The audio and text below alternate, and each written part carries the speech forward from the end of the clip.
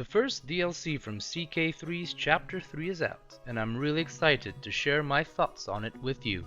Legends of the Dead has been categorized as a core expansion by Paradox. This is a new kind of DLC that in terms of scope sits between the regional flavor packs and the game overhauling major expansions.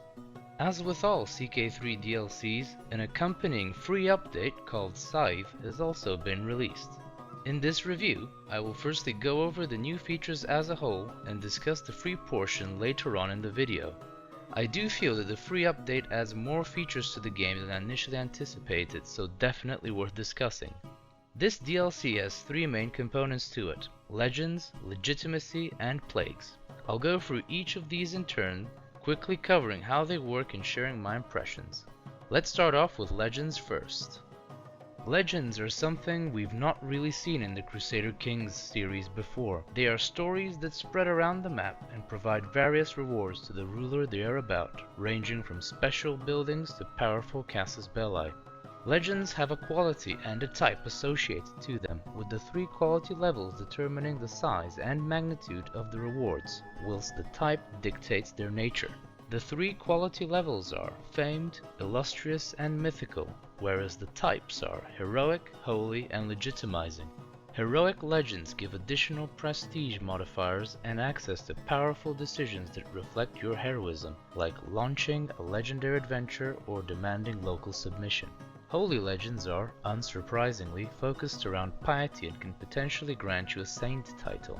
Lastly, legitimizing legends will give you loads of legitimacy and allow you to get new, powerful claims to expand your realm. To start a legend, you will need a legend seed. Some characters start off with historical seeds like Hunnic heritage for nomads that trace their ancestry to Attila the Hun, but you also have multiple options to create a new seed, usually by achieving something noteworthy in-game, ranging from forming an empire to controlling a holy site. You can also go the lazy way and get a court chronicler to essentially fabricate one for you, by assigning him to the Find Legend Seeds task. But in my own playthroughs I never actually managed to do this successfully, even though I had above average chroniclers spend decades between them on the task. Legend Seeds is where my first critique comes in.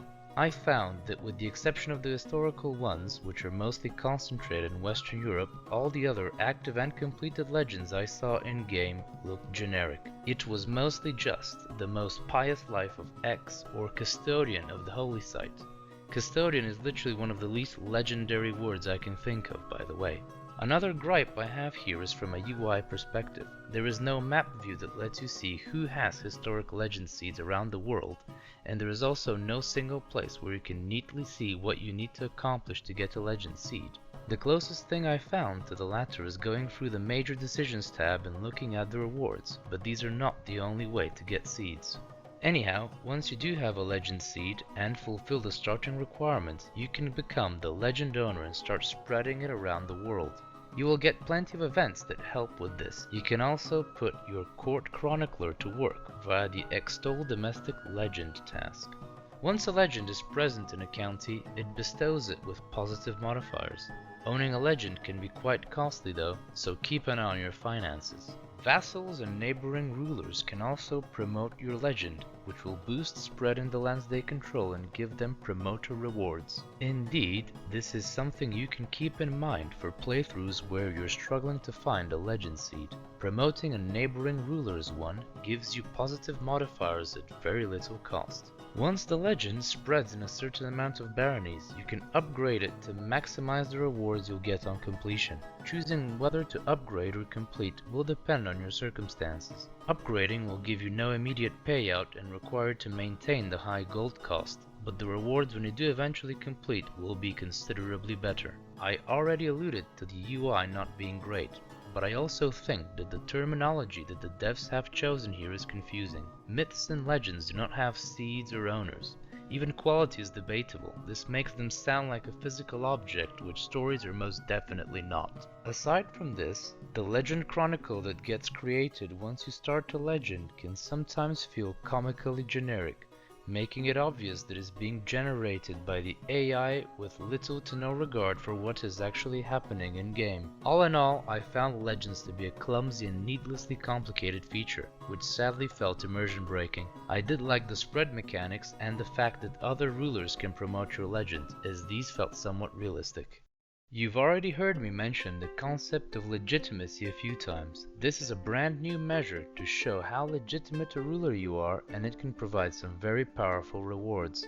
On the flip side, an illegitimate ruler can find it much more difficult to govern. At first glance, it might remind you of court grandeur, due to legitimacy also having levels, but I think it's a significantly better implemented feature, both because the rewards and penalties are much more impactful, but also because it's a concept that we really needed in the game. As the devs put it in the Legends and Legitimacy dev diary, CK3 was already trying to reflect how legitimate a ruler you were, mainly through renown and prestige, but neither of these really made much sense for this. Legitimacy is mainly determined by several factors like dynasty splendor, how long you've been on the throne, the rank of your parents, and of course your traits, among other things, but legitimacy can also be gained or lost depending on what you do during the course of your rule. Legends, holding activities, and winning wars will increase it, whereas losing wars, letting plagues spread to your capital, and disinheriting your children will reduce it. Legitimacy is also inheritable, with a part of it getting passed down to your heir,